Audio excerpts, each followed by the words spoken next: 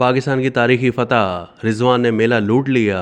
साबिक भारतीय क्रिकेटर्स भी तारीफ करने पर मजबूर।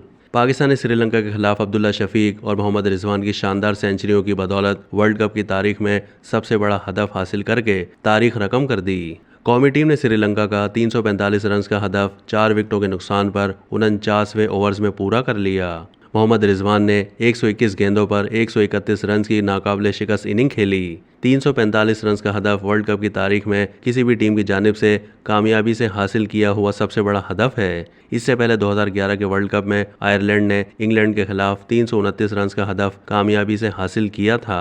पाकिस्तान की तारीखी कामयाबी पर साबिक भारतीय क्रिकेटर्स भी तारीफ किए बगैर नहीं रह सके। खुसूसन मोहम्मद रिजवान की इनिंग्स को खूब सराहा जा रहा है।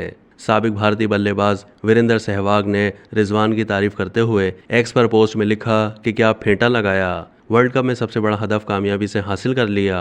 2 विकेटें गिरने के बाद पाकिस्तान ने बेहतरीन खेला।